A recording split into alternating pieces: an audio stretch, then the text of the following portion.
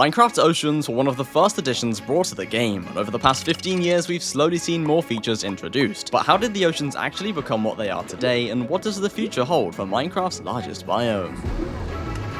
The ocean was initially added in version 0.0.12a as a way to make the game more interesting, but the oceans weren't just added like this, full of life with structures that add even more depth to the ocean. Oh no. The very first Minecraft ocean was literally an infinite plane of blue surrounding the map. You couldn't even enter this area as it acted like a world border, but fast forward a year and we actually got a glimpse of what resembles Minecraft's oceans today, a large blue void that you could painfully walk across. Yes, swimming wasn't in this version. However, it was lacking significantly, with barely any useful features and absolutely no interesting structures, leading to players to call on Mojang to get to work on an update. But this was all about to change, and in Minecraft version 1.8, also known as the Bountiful Update, the Ocean Monument was added. What's interesting though is that it remains exactly the same today as when it was introduced 11 years ago. The Ocean Monument was a game changer, being the biggest and most unique structure in Minecraft for a while, as well as being rich in mystery. It's completely different to any other structure in the game, with its twisted corridors and hidden rooms, and the Guardians are no different. Combined with having to explore and defeat this structure while completely submerged in water is what really gives the Ocean Monument its level of difficulty. Players all of a sudden had to prepare for this daring fight, making items like water breathing potions and milk buckets not just useful, but a necessity. Even after a decade of fresh updates and exciting new content to other parts of the game though, the Ocean Monument remains one of the most unique and challenging aspects of Minecraft, albeit quite old and disused. Little did we know though that the oceans were about to get a whole lot more exciting in 1.13 Update Aquatic, the update that gave Minecraft's oceans a complete overhaul, adding 5 separate ocean biomes, some brand new mob types like dolphins, tropical fish, and turtles, and a bunch of intriguing structures. What caught players' eyes the most though was the shipwrecks, which added a long-awaited challenge to the oceans in the form of buried treasure. From maneuvering inside the ships to obtain the map, to digging up entire beaches hoping to find a buried chest, you either love the shipwreck or you hate it. And remember, it had also been 4 years since that last update, so something new was really exciting for players. Once sailing the oceans in their prime, these barren structures now lay on the bed of the ocean, or on beaches slowly rotting away. Built and used before the player enters the Minecraft universe, these vessels appear to have capsized, possibly due to an iceberg or a freak storm. Its sailors live on in the form of the drowned, still protecting their ships to this very day, and it's almost sad when you think about it. We all hate these annoying monsters getting in the way of our looting, but they were once just like us, exploring the overworld without a care in the world. Gimme that trident, boy! Anyway, alongside the wrecks, ocean ruins were also added, and while they seem like quite the bland structure today, they were a pretty big deal back in 1.13. In these clusters, a variety of different buildings lay, some with chests of loot to lure players in, others literally useless. However, you may not know that they've actually been updated since, with suspicious sand and gravel actually giving players a reason to visit. We'll come back to the importance of this later. The mysteries of ocean structures aren't the only features that completely transformed Minecraft's oceans though. Also introduced in Update Aquatic are the warm oceans, equipped with a spectacular coral reef. This isn't just another biome or part of the ocean to me, it's a thriving ecosystem of its own. Here, the ocean is clearer and life is of abundance. You've probably seen the countless tropical fish swimming around this luscious area, but you may not know that there are over 3,000 different variations. Okay, it's meant to be 2,700, but due to a bug, way more ended up being added. Skipping forward to 2021, an additional new mob was added to the ocean, the axolotl, which brought more life into the several biomes. While axolotls can't be found naturally in oceans now, for the first couple of weeks after they launched, all 5 variants could actually be found roaming the abyss, even the rare blue axolotl. Great, so the ocean looks like this, we have loads of amazing new content, and taking a look back at that very first version of a Minecraft ocean, we can really see how far this intriguing biome has come. But that brings me to a very important truth. The ocean is boring. It's been about 7 years since anything new was added. Sure, small updates like suspicious sand and axolotls are cool, but exploration is impossible. We've discovered everything. And now the fun begins. Just a few weeks ago, Mojang acknowledged the 7-year anniversary of Update Aquatic, which naturally led to a whole load of speculation in the comments. Could we really see a second overhaul of the ocean? Well, absolutely, and there's so much Mojang could add. Considering all of the current ocean biomes are just variations of the exact same thing, we could see new biomes such as abyssal trenches, an extremely deep and dark area containing new hostile mobs, and volcanic vents, an area lurking with underwater volcanoes and providing a dangerous experience hiding some rare minerals. To go alongside this, even more new structures and the potential expansion of already existing ones could be a great addition. How about an entire ancient civilization with underwater villages and flooded chests? Or or a research lab containing all kinds of new bluestone components and deep sea artifacts. Of course we need the Kraken, oh okay, maybe not, but definitely some kind of advanced sea creature boss would be cool. And while we're at it, let's just add some new deep sea creatures such as octopus, jellyfish, and whales. Unfortunately, sharks are already out of the question though, as Mojang are concerned of the real life implications their addition could cause. But anyway, those are just some of the ideas that could completely transform Minecraft's oceans, and well, I can only imagine the kinds of lore that will be theorized if any of that does come to the game. Comment your ideas down below and maybe Mojang will see them. Thanks for watching!